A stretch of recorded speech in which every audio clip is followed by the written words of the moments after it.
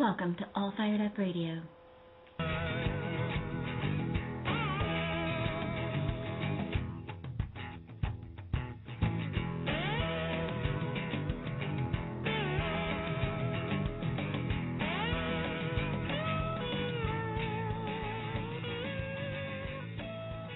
When the mainstream media leaves you scratching your head, join us for Words Matter.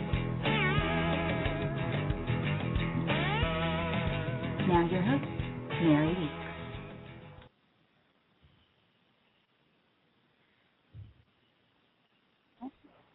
Welcome to Words Matter on All Fired Up Radio. I'm your host, Mary Weeks, live from Dallas, Texas.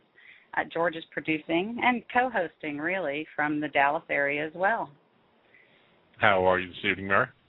I'm doing pretty good. You know, George, you kind of left me with a dilemma here, not being able to use your last name. It's Words Matter with Mary Weeks and George. It just kind of sounds funny. Last week in closing, I said with George and Mary Weeks. And, you know, that makes it sound like we're married or related or something. So if you're sticking with me, we may need to revamp the name somehow. I mean, I guess I can drop my last name, just be Words Matter with Mary and George. I don't know. What do you think? That's funny. I didn't even think of it that way. Didn't even come across. I never even put twice on that. Oh, I listened to the show, and at the end it was like, oh, it's it's George and Mary Weeks. That sounds funny. That's consider we are not related, rather. Yeah. I guess it kind of let it out of the bag a little bit for people who do follow my show and my writings. They do know that I don't use my last name anywhere, and it's back from being a firefighter for FDNY. After 9/11, there was lots of people who were just absolutely haunting and bugging us to death with wanting interviews, and of course, you know, you got all the truthers and their conspiracies, and they hunt you down at your house, and they just did not leave you alone. So I pretty much have tried to be as incognito as I can, being a former lieutenant.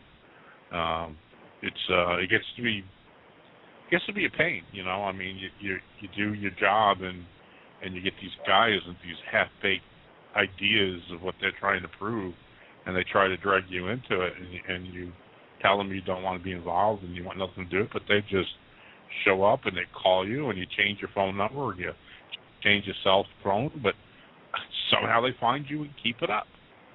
And so it's been years since I've had anybody really call me or bug me, and you know, maybe I might start considering some things again. I don't know, but it's they kind of drove me into seclusion, if you will. Yeah, that's unfortunate. I know a lot of people who don't use their last names or don't use their real names, especially in political blogging. I don't know. I think a lot of people are afraid to say what they really think and have it attached to their names because they are worried about blowback. They're worried about getting, reamed for it personally. I've had a few times to worry that, you know, people were just some of the things they say, even as Facebook friends, that sound like threats because you're having a political debate, and it's not unusual. So I know a lot of people who don't use their last names and don't even use their real names. But, I mean, I don't know. As far as the name goes, just let me know if you have any ideas or preferences about it. Okay. And we'll have to think about that, I guess. Yeah, give it some thought. And good evening to everyone out there. If you would like to call in and join in the discussion, or maybe give me a suggestion on how to handle the last name situation, give us a call at 646-478-3519. We are always open to a phone call. Always. We have an interesting development here this week, and it's been all over the Internet. I certainly hope that everyone has heard about Obama's latest campaign speech in Roanoke, Virginia. Now, I've already had some liberals try to defend it. I mean, they're out in full force making an argument on this one, both on my personal page and on our Red, White, Blue News page.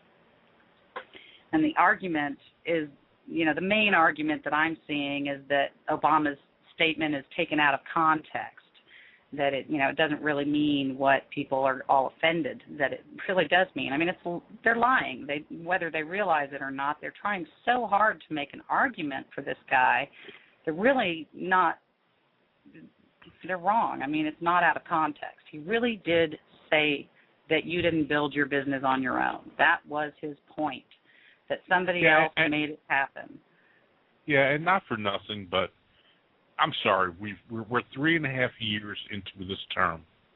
We are, 5.5 years all told between his original trying to become president, his campaigning, and so forth. So we're talking 5.5 years of speech writing with these people. At one point, do you stop with this, we took it out of context? No, it was in your speech. If it doesn't come across well, that wasn't our fault. But you said it. And you meant it when you said it. It wasn't like you just said, well, let's throw this out there and see what sticks. You meant it. I mean, how many speechwriters write these things up? Plus, Obama supposedly scans through them to make changes before they go out and talk.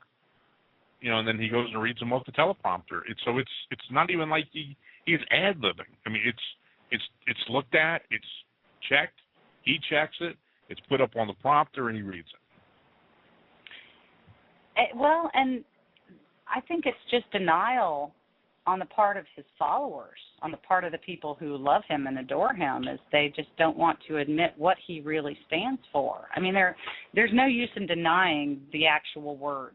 He said them. They see that. They can't deny that. So, their basic argument is, well, that's taken out of context. It doesn't. He didn't really mean what he said. I mean, but I've been looking at this in context for 2 days now. He meant what he said. And not only that, but his policies, his administration, his economic solutions are all consistent with this speech.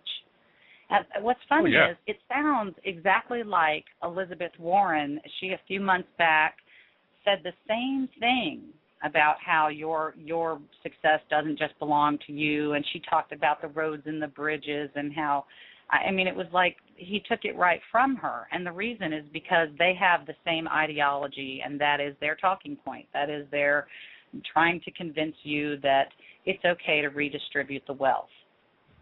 Yeah, what's funny is Elizabeth. I'm sorry. Go ahead. No, I was going to say that's all he's really talking about. Even through this speech, it's it's covering we're redistributing the wealth, and you didn't get to succeed, but because of us, which is like the biggest bogus story out there. I mean, any successful guy out there has put in incredible time, incredible hours, incredible efforts to achieve the success they have. And investment and liability and risk. And, a lot of people will go try and start a business, and they will either get a loan from a bank or max out their credit cards, and it's all on the hope that they can turn it into something. Yeah, Bill Gates, Steve Jobs, two guys who built empires starting in the garages of their houses. Mm-hmm. And like you said, maxing everything out. They didn't get there by just sitting in the chair and saying, yeah, give me a welfare check and maybe I'll be able to start a computer company. Mm-hmm. No. They went out there and they put their butts on the line. They put all kinds of hours in. They made all kinds of personal sacrifices to get to be successful, to be where they are. When did it become bad to be successful? Wasn't that like when you were growing up? Isn't that what your mom and dad wanted for you, Mary? Did they not want you to be better than what they were? Don't we want our kids to be better than what we are? When did it become so bad to be successful? That's all this president is doing.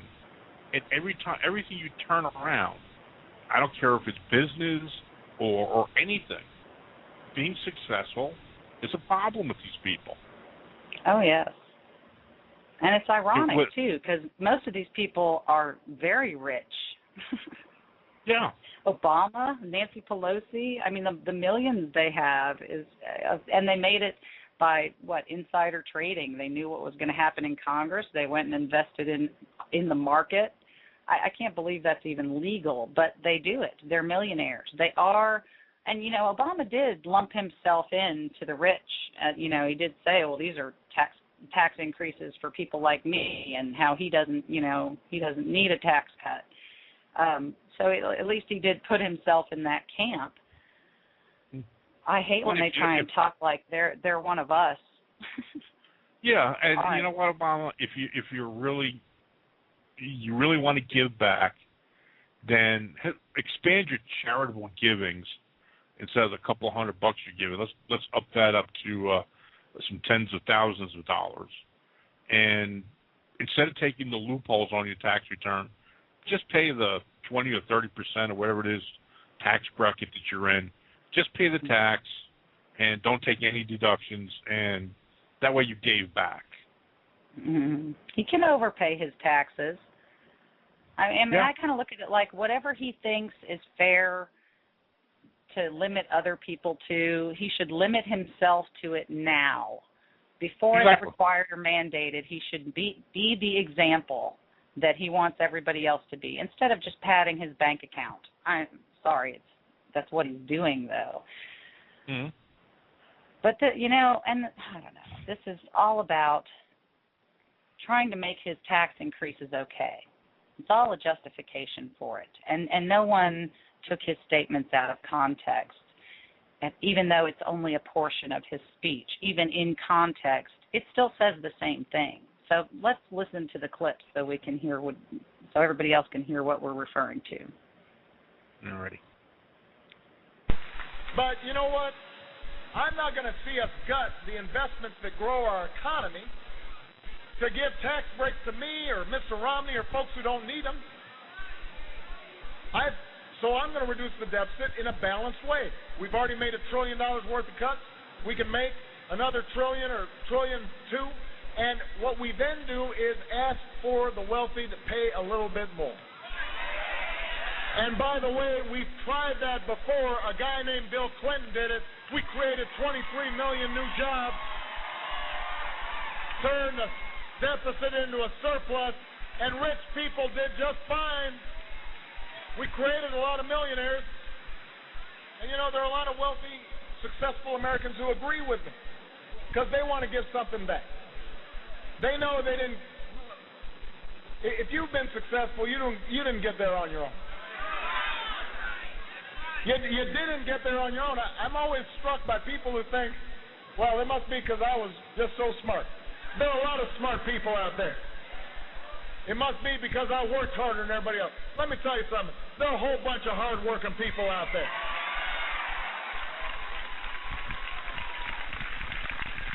If you were successful, somebody along the line gave you some help. There was a great teacher somewhere in your life. Somebody helped to create this unbelievable American system that we had that allowed you to thrive. Somebody invested in roads and bridges. If you got a business, you didn't build that. Somebody else made that happen. The internet didn't get invented on its own. Government research created the internet, so then all the companies could make money off the internet. The point is that when we succeed because of our individual initiative, but also because we do things together. There's some things, just like fighting fires, we don't do on our own. I mean, imagine if everybody had their own fire service. That'd be a hard way to organize fighting fires. So we say to ourselves, ever since the founding of this country, you know what, there's some things we do better together.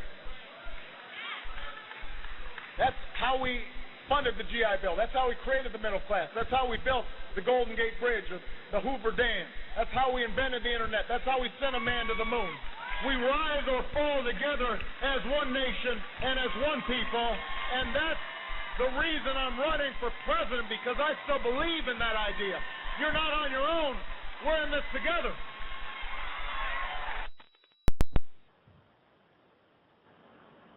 We're in this together. The Praise context, the Lord. I know, sounds like that. Every time he talks on his campaign speeches, he sounds like he's preaching. And people jump in and they yell, "We love you, Obama," and they cheer. So sad. But the context is all about why Obama thinks we need to raise taxes, and it's all about giving back. I mean, he said there are a lot of wealthy, successful Americans who agree with me, because if people agree with him, it must be true, because they want to give something back. Now, see, the same point applies. They can give something back right now. They don't have to wait until a government mandates it. Yeah, and the tax brackets are quite a bit different now than where they were under Clinton, but not by a lot. Clinton actually lowered the tax breaks. He lowered the tax codes. People don't realize that. Under Reagan, the tax rates were much higher than they were under Clinton, such as like the 39.6% tax bracket was the top bracket under Bill Clinton, and that you had to make $288,000 to get there. Well, under Bush with the tax cuts, he dropped it to 35%, but you've got to make $388,000 to get to that point. So, he's giving a break, but it's a higher number. He's taxing the rich at a higher number, not at a lower number like Obama is trying to make you think. That's not really the case at all. I always take issue with presidential debt because it's not just the president in charge that makes a difference. Clinton did not raise or lower taxes. In fact, when he had a Democrat Congress, you can blame him for the times that he had his party working with him to pass his policies, which that was the first 2 years of his 8 years in office. And then he had a Republican Congress. After Clinton and the Democratic Congress in 93 raised taxes in a historically high tax increase, the Republicans they took over Congress because the voters spoke. We don't like tax increases. They do not help the economy. They do not create jobs. Giving more money to the government does not fix our budget either, because they had to actually quit spending money. It's all about spending. I had Kevin Wiltfong is one of my Facebook friends, and he sent a message about it, said, why should the rich or anyone else pay more rather than Obama and his pals spending less? And that really, to me, is the main point behind all of our budgetary issues is we need a balanced budget. We need to quit spending more than we take in. And until we do that, I don't want to see them raise taxes at all on anybody, because our economy is already hurting. He keeps saying how, it's only going to affect 98 or 2%, that 98% of the people won't be affected by the Bush tax cuts that he wants to let expire. But, as we established last week, that 2% also includes 600,000 to 900,000, depending on whether you believe Republicans or Democrat estimates, small businesses. That you can't just raise taxes on people and not affect business. And those people are job producers. Those people are the backbone of this country when it comes to job production. Yeah. Yeah, he definitely is taking us in the wrong direction, but I mean, it's really frustrating that he looks to do the same things over and over and over again that haven't worked. It's it's sitting right there in front of him. History, just read it. It didn't work. It didn't work with him coming into office. He's sitting there telling us, I cut $1 trillion, and we could cut another trillion, another 1.2 trillion. He says, well, what are you waiting for? If you can That's do right. that, Why didn't he go ahead and cut? That's the one thing that when I read that, it was like, well, if you can cut $1 trillion right now, then do it. Yeah, I mean, if you could cut $1 trillion from the budget tomorrow, there's nothing that the Republicans could do that would get him unelected. because he would be the king of the world. He did what nobody could do. He cut the budget. He put in big savings. He keeps saying that he cut $1 trillion too, and I'm sorry, well, they did not cut $1 trillion. This is killing me here. The budget did not decrease a single cent from one year to the next under Obama. It has gone up and up. In fact, last year we spent $3.68, I think it was, $trillion, and the CBO is projecting $4.2 trillion is going to be spent this year. So if you save this $1 trillion, where did you save it?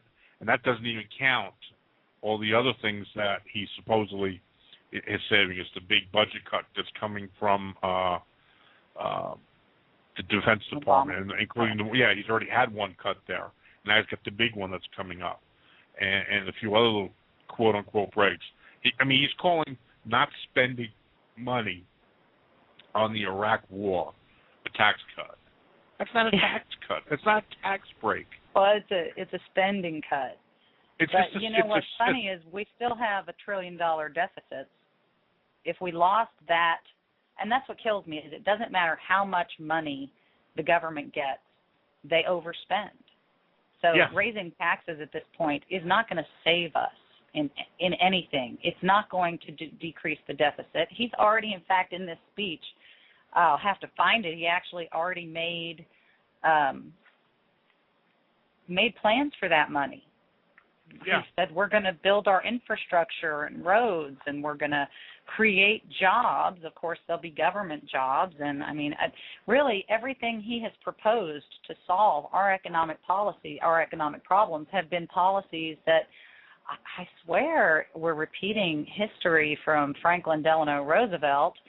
And I know liberals and Democrats love FDR, but the truth is they love him because they're socialists and they want more statism. They want more government in control of things. But that did not get us out of the Great Depression. It prolonged it. It made it last through World War II. And only when we cut taxes and started getting fiscally conservative in the 50s did we really see an economic boom. Yeah. Oh, but it's I just read. I think it was Thursday or Friday last week, where the Department of Energy has awarded another contract to a green energy company. This one is also for solar panels, and I'm going to laugh and you're going to pull your hair out when I tell you about this story because, the big commercial that they're spending a lot of money on for Obama right now is the Bain Capital and all the outsourcing that's going on.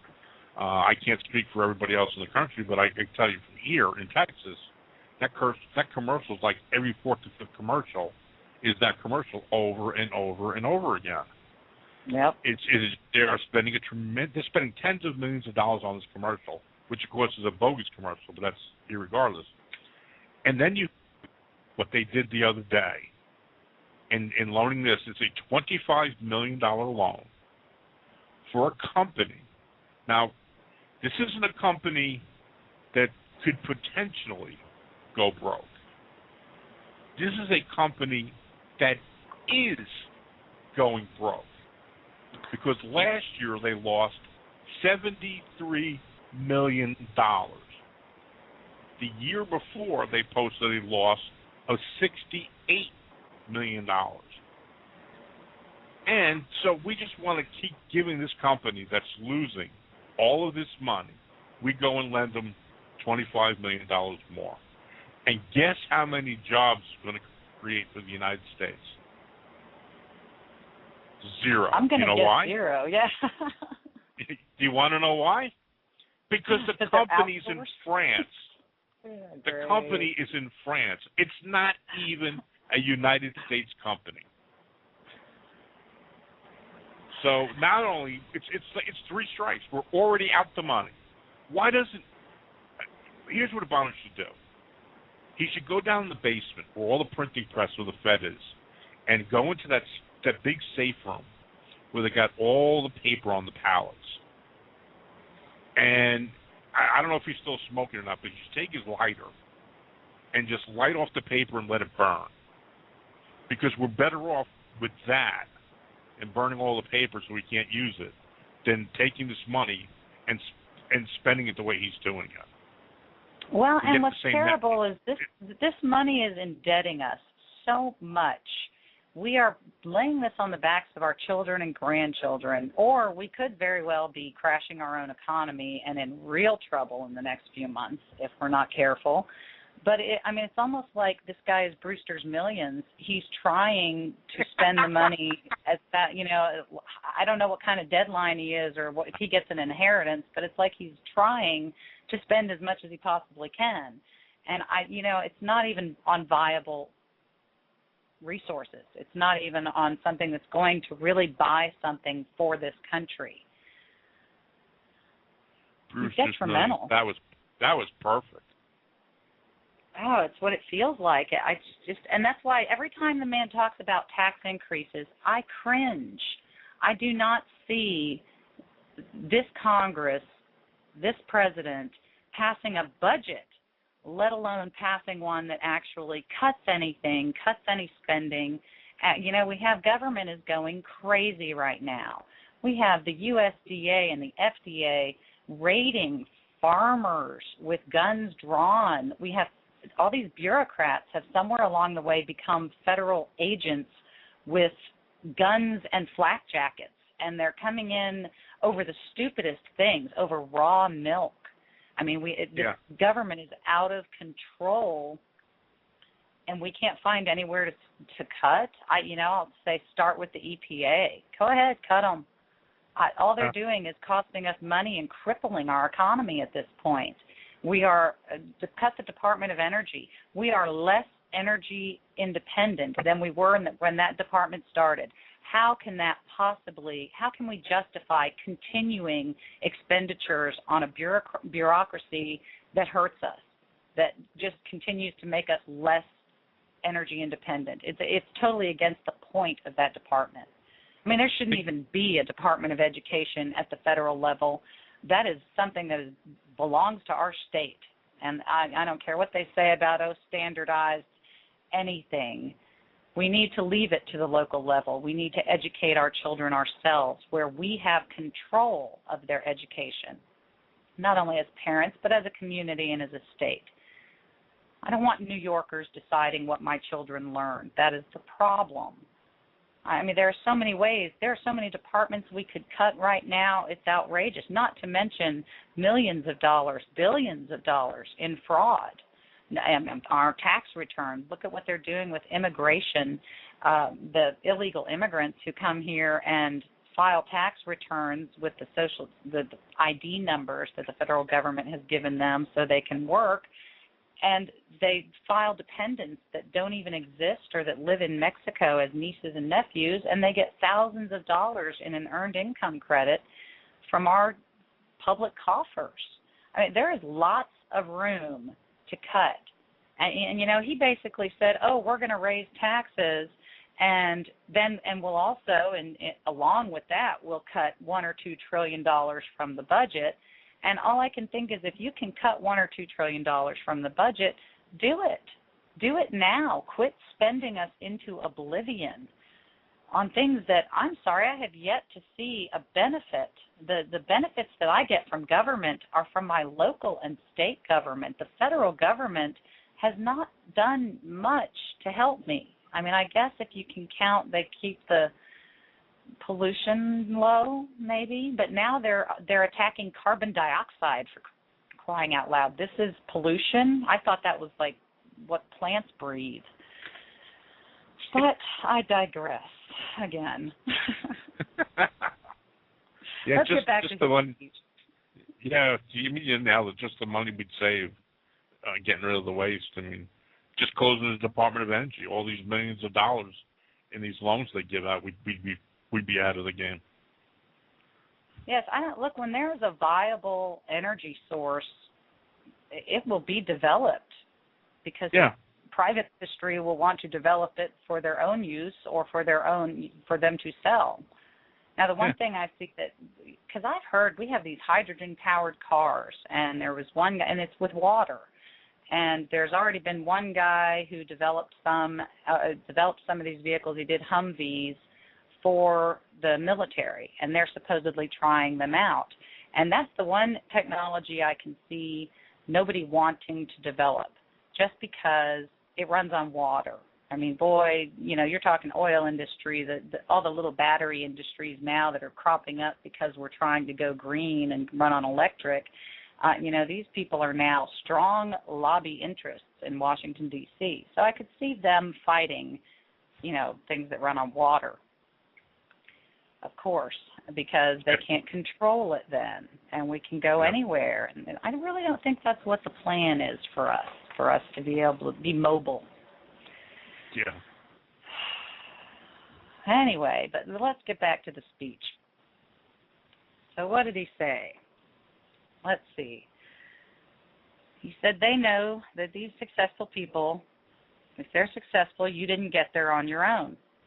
And he repeated it. You didn't get there on your own. He's always struck by people who think that it must be because they were just so smart. There are a lot of smart people out there. Now, this is, I believe, very condescending. And I cannot believe that there is a single small business person in this country who isn't offended by this. Just the very idea that your hard work and your smarts and, hey, that isn't all it took. I mean, he's really taking away from what, I'm sorry, I've seen small business in action. I've worked for 5 different small businesses over the course of my life. One of them was my own family business that for 35 years I was raised in it. It, became my career. And I can tell you it takes hard work. It is a sacrifice to run your own business. It's offensive to any small business owner for him to lessen that and try and make it about a collective achievement. I mean, because the truth is, everybody uses public roads and bridges. If everybody's using these same things, then why isn't everybody rich? Exactly. It's insulting. Totally insulting. Oh, yeah. And every small business person out there knows, they know what it took. And yeah, he's right. There are lots of smart people out there, and they're working for somebody today. But you know what? Next week they're not going to be. They're going to be on their own, starting their own business, because they're smart enough to know how to do it, and they're going to be dedicated, and they're going to continue on. Just like the internet, he makes this big deal. Do you think the government decided one day, sat back and said, hey, let's create an internet, because if we do that, there'll be lots of businesses that'll be on the internet, and we'll have these companies like Facebook for socializing and all these great places, the things that they can do. Of course, that's not what they did. They came up with the internet because they needed it for a government service, but then the private sector said, we could do something better with this. That's how it works. And they made things profitable out of the internet. It's become a retail sales giant, the biggest store in the world. Yeah. And it was for profit-making purposes that the internet developed, that it became what it did. And you know what? I don't want to say the government did have a hand. They did research grants. But even then, research grants that were awarded to private universities who actually did the research. I mean, the internet started in like the 60s. They got the idea for it and really started looking into how we could make this happen. But, I always thought Al Gore invented the internet. Which Democrat do you believe? Oh, my gosh. Yeah, I almost forgot about that one. Oh, no. That was the first thing I thought when I heard that. Oh, wait a minute. Al Gore invented the internet. So they've been telling me. Yeah. And then, when he goes into the whole little thing about there was a great teacher somewhere in your life, that someone gave you help along the way. And, of course, these are all reasons why, rich people are supposed to be giving back, which means, supposed to be paying more taxes. And, yeah. I mean, that's all good and fine. Yes, people do help you along the way. But if you're going to start looking at things like public roads and teachers, I mean, look, while I'm driving on the public roads to and from work every day, I'm paying gas taxes. I'm paying tolls. I'm paying for my roads. I'm giving back even while I'm using them. But then when it comes to a teacher, look, I mean, are they going to owe me money when I get a crappy teacher who didn't inspire me and educate me? Or how about the fact that my tax dollars or my parents' tax dollars already paid that teacher's salary, that even before I was successful? I mean, since I'm paying property taxes for my successful business, then I'm already investing in the success of the next guy. I'm already, I mean, that's what kills me is he looks at it like this is all about a tax increase to him. Yeah. But the fact of the matter is we are already giving back. We are already supporting our communities and supporting our roads and supporting our teachers. And when you have a successful business, those things get more money from you because you have trucks coming in and out of your manufacturing plant and they're buying and paying for gas and gas taxes, or because they're paying property taxes to their locality because they built a plant or even just an office building in that city. I mean, it's really, like I said, it's condescending for him to look at it like, oh, we have to have a certain level tax rate on people who make a certain amount of money. Or what? They're not giving back? Yeah, and what about all the businesses that give back to the schools to start with? I mean, I remember, I don't recall what it was, but it was like here in Plano, the school district, they got like a $5 million deal from Coke for Coke to put their soda machines in there. Then that money went to the district. And then there's EDS. They come in and they donate money for the computer section. So the people get better at the computers. I mean, the businesses give back to the school districts on top of what they're getting from, from the tax money and stuff. So to sit there and to be so condescending, I mean, you know what? If you want to go that route and want people paying more, then we know what will happen. Those businesses will pull back. They will stop giving them money to do the things that they do now.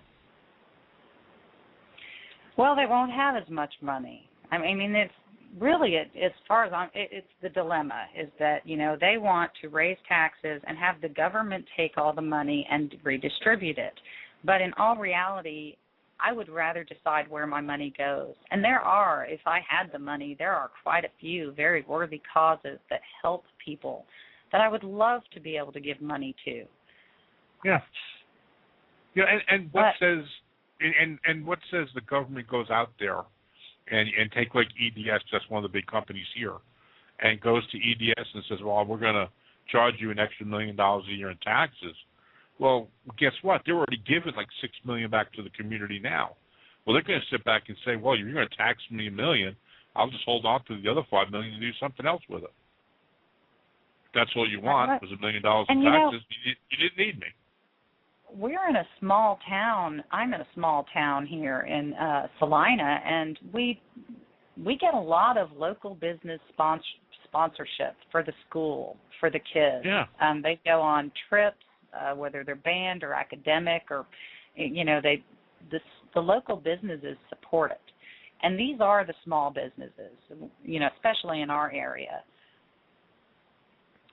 Yeah, I really think it condescends to those people to look at it like they're not giving back if they're not paying a certain federal income tax. Now, I mean, see, that's where I also have to go, what is the federal income tax and the money the federal government take in, where is it going that we at a local level benefit? I mean, they take our highway funds and they redistribute them to the states, and then they add mandates and riders to it. Why don't they just cut our taxes and let our state handle our roads? They're really just adding a whole nother layer of bureaucrats to decide who gets what. And mostly the bureaucrats get the money. They cost outrageous amounts to do everything. And they spend it on themselves before they give it out. on them $40 bagels and all the rest of those crap that they do. Let's look at his speech a little more closely, because I keep getting this complaint, or I kept getting this complaint over the last 2 or 3 days from liberals trying to justify his statements here, that it was all taken out of context and that the speech doesn't mean what that one statement says. And, after reading the whole speech, I'm not going to be able to read it all here. It was a long speech. Boy, was he long-winded in this one. But the point is, he made it was even worse, if you ask me, because first of all, that idea that your success is not your doing. I mean, of course, that is what's really pissed people off, and it should. I mean, because these liberals are out there right now claiming that these quotes are taken out of context, and, but we're going to look at this speech and see that nothing was taken out of context. This is a plea for you to pick his fundamental ideology of redistributing wealth to solve problems. And what's ironic to me about that is that his Marxist ideology is what has created these problems to begin with. That government intrusion, government regulation, and he's right about one thing, it hasn't just been the last, of course he blames the last decade. We didn't have any problems until the last decade, but in reality, these problems began with Teddy Roosevelt, with Woodrow Wilson. They were expanded with FDR. They've been expanded every single term with whether it's a Republican or a Democrat. But those big ones like the Great Society and the New Deal, LBJ. I mean, we are basically paying for 60 or 70 years right now of Marxist ideology. And his answer to that is, well, more Marxism. And to me, it's offensive that he's almost trying to convince us that your success belongs to everybody. And to me, this is all fitting right into that utopian idea that, we all give, we all get our basic needs taken care of, nobody needs any more, and, somebody should be deciding and giving us an equality of outcome, which there's no such thing. There has never been a socialist or communist government that is actually practically, in practicality anyway, given us an equality of outcome. And just the opposite. We end up with a government elite instead of a corporate elite or a business elite, without a rich to worry about. And even with that corporate elite, we have to remember, even then, people can move in and out of their station in life. That is not the case with a government elite. But let's get back to what he said here. One thing, before I even get back to it, I don't know, maybe I won't even get to this speech. I'll just keep going off. But something that no one ever wants to talk about that really is, to me, the main problem for small business owners is that they have to take a chance. They have to invest their life savings into starting a business. And sometimes they fail. Now, if I owe everybody for whatever amount of success I find in life, do they owe me when I fail? Or are they going to take on my liability too? I've had liberals completely discount the risk and liability involved in running a business. And when these economists and business pundits talk about uncertainty, it's completely dismissed by those who have never run their own business. These are the people who resent their bosses instead of, having some appreciation for the fact that they took the risk, that they are taking the risk on a daily level, on a daily basis. And when you run a small business and you have employees to pay, you look at these people like they're your family. I mean, we had some of our employees for decades in our family business, and not just the family, mind you. These were people who worked with us and who we looked on as family. My parents went without paychecks for months at a time, several times over the course of the 3 decades that they ran their business. And they would do everything in their power not to have to fire someone or to cancel the company insurance policies when they were getting through the hard times. And they personally, it hurt them personally for a lot of years, even just trying to get, when times were good, just to try and get back from where they started. I mean, when you're the boss and other people depend on you for their livelihood, economic uncertainty can be paralyzing to a small business owner. And it's hard work and stress to worry about these things. I rarely saw my dad growing up unless we met him at his office for dinner because, I'm sorry, his success belonged to him. He made the sacrifices. He put the time in. And I'm really shocked how many people I have talked to online in the last 3 days who are trying to justify this speech. I mean, it's disturbing that they are rationalizing and making excuses for it. And, I think it's because they aren't being honest about what he actually said and what his point was in saying it. It's the context. They keep saying it's out of context, and I keep saying, no, it's not. Look at the speech. It's not out of context. I actually had an Obama apologist insist repeatedly at me, and I know they do this, that because if they repeat it enough, then, people will just accept it's true. But, that Obama's comments are taken out of context. And anytime you pull one quote out of a longer speech, you're taking it out of its context. But the expression that they're using to try and dismiss this is about twisting its meaning by removing it from its context. And these quotes that have people so angry were not taken out of context at all. It is the context that has people up in arms. And these people are just blindly searching for a reason to keep loving Obama, to excuse this whole line of thinking and deny that it's his blatant Marxist philosophy. Well, I was just going to say exactly what you just said. There's this denial that they do have within them that he's so perfect, and he doesn't say anything wrong. And if you say something against him, well, you're just a racist, and you're taking it out of context. You just want to belittle him. It's this whole Messiah complex. I'm just amazed at it. It just amazes me that people are just so soaked up into it, and I think it's beyond the point of people admitting that they're wrong about something.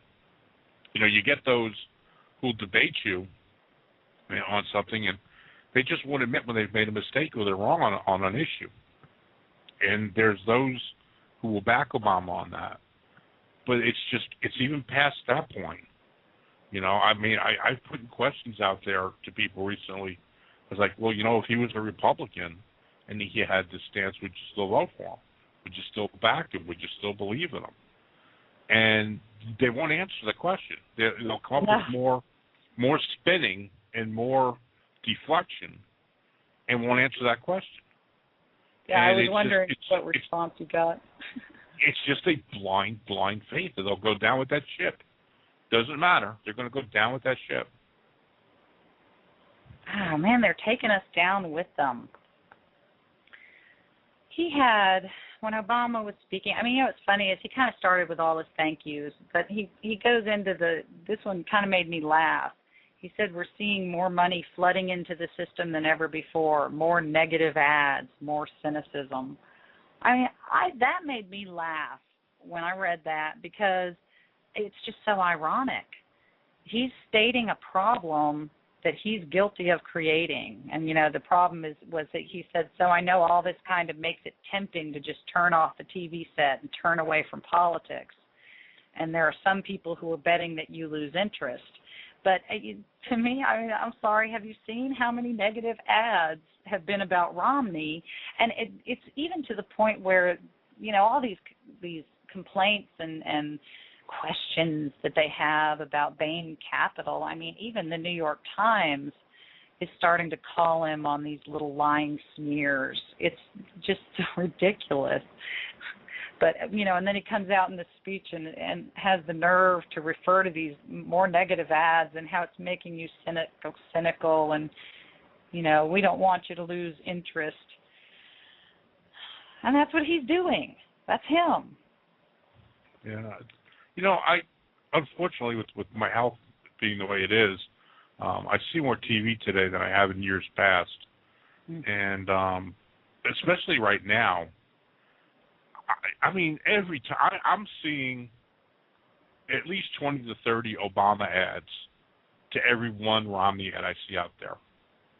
I mean, the Obama campaign is just flooding the airwaves right now, which on one hand I'm kind of happy about because, maybe they'll run out of money before this is over, and then in the end they'll be sitting there with their thumbs up their butt not knowing what to do.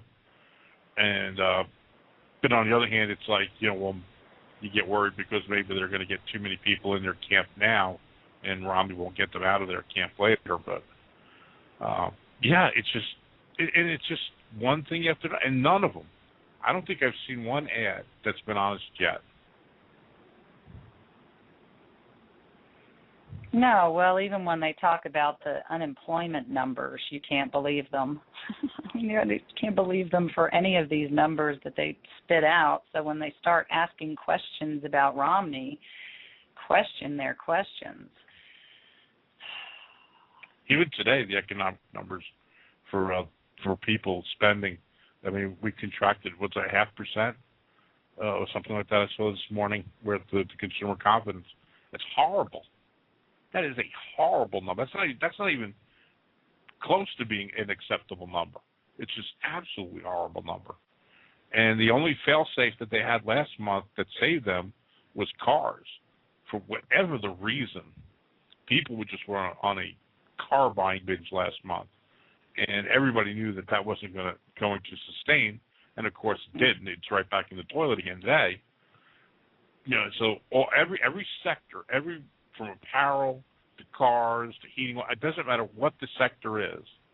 Nobody's buying. Nobody is complete shutdown. And inventories at an all-time high again. And yet, Obama will sit there and tell you that factories are hiring people. How? Oh. How is factories hiring people when they're not making any goods and their warehouses are stuffed with material? He was telling us in this very speech about the auto industry and, how he saved it. I always wonder how Ford feels, the people at Ford, when he talks about saving the auto industry, because he didn't save them. But he was talking about it, what a great success it was to save the auto industry. And what's funny about it is I just saw a report that the only reason GM's numbers are even up in sales is because the government is purchasing their vehicles through GM. Exactly. Because, of course, they're government motors. We got to buy from ourselves in order to maximize our money, I guess. But, I mean, that's actually that's a pretty political decision for the government to be buying GM cars. And then for Obama to be turning around and saying, look, it was a success. I mean, I guarantee that numbers are going up for any government contract for vehicles. But, of course, we have to pad Obama's numbers, I guess, so he can look like a success. I wonder what those numbers are without the government purchases of vehicles that he's initiated here. Well, then Ford's numbers would be up much higher. Ford would be much higher than they are now, which is where it would have been, because most contracts in the past have been Ford vehicles. Generally goes to the federal government for some reason. They seem to bid out well enough that's where the big purchases come from. But it's twofold. It started back when the tsunami hit Japan, and I mean Japan's auto industry has still not recovered from that tsunami. They're still not putting out enough cars. Their parts departments are still not putting out enough parts to keep up with everything. So they haven't even recovered yet. So those sales are trickling down to other companies. And GM is one company that's getting a big kick from that. And then the other kick is, like you just said, the federal government is buying cars. They're buying up those Chevy Volts like they're going out of style. We are spending a tremendous, wasteful amount of money on a car that can go 40 miles without having to get electric recharge, and they're wasted money. They're just a complete waste of money. It's not. It's just not a viable technology yet for it to be cost efficient because the cars are so expensive. Yeah, I mean, all I these do want money. to say. Go ahead. I was going to say, all these money that they're spending on for the DOD, all these, like this $25 million that went to this French company, the $500 million that went to Cylinder and stuff like that. We just shut down NASA and the Challenger program, which I thought was a major mistake. But why don't we take a company like that? I mean, that's the geniuses of the world, NASA. And why don't we give them that kind of money to research and develop those types of energy? Let them come up with the product that's going to work. Let them work the technology that's going to get us the batteries that'll get us more than 40 miles on a charge, and let them get the solar panels that'll get us enough electricity to charge our homes and heat and water. I don't know, George. They have an important job now. They're supposed to make Muslims feel good about their contribution to science. We just can't give that up. I know. Isn't it conflicting? Save I the do. country, work the bunch. I do want to. Are you there? Yeah. You're cutting in and out a little bit. I don't know if it's just on mine or yours. I guess I'll find out on the replay. I do want to say one thing about the speech. Obama made one important point in the very beginning, which explains to me the context of his statements, trying to convince us that our success is a collective success. And what he said was, in some ways, the stakes are even bigger now than they were in 2008, because what's at stake is not just two people or two political parties. What's at stake is a decision between two fundamentally different views about where we take the country right now. And the choice is up to you. Now, he's absolutely right there. What is at stake in this election is undoubtedly a decision between two fundamentally different views about where we take this country. The choice is between a Marxist nanny state and individual freedom and free markets. And Obama wants you to choose his fundamental change. He wants you to choose the Marxist nanny state. And this speech, we won't get to the whole thing in the next 3 minutes, that's for sure, but I'll post it on the blog, and you can read it for yourself. Look up the transcripts for these things. Don't just watch him tell you, because when you really scrutinize what he says, you won't agree with him. Obama wants you to choose redistribution of wealth, and this speech is just his attempt to convince you that that's the way to go. He's justifying his collectivism in this speech, as well as tax increases on a hurting economy. I think, how much time do we have, George? 90 seconds. Oh, well, then we're definitely not going to have time to get to much more of this speech. I do think it's important that we scrutinize these words. And, of course, we have to check them for facts because this administration lies so often.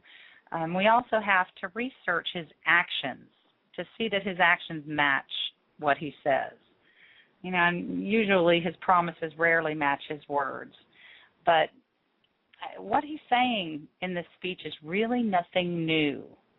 This is Obama making his case for tax increases and Marxist principles in general.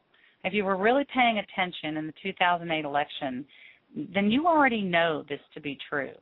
He hasn't really hidden his agenda, but all these adoring followers of his, both in the media and the public at large, they won't admit what his words really mean.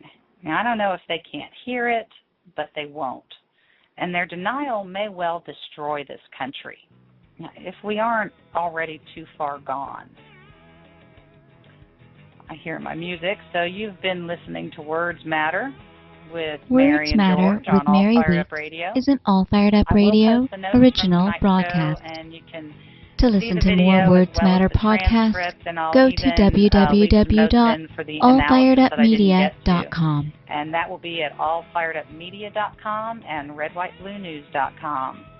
And thank you for joining us this evening. We'll be back next Tuesday night at 8 p.m. Until then, contact the Justice Department and demand that Eric Holder resign. And have a wonderful week, and God bless America. Thank you, George. You're welcome. Thank you.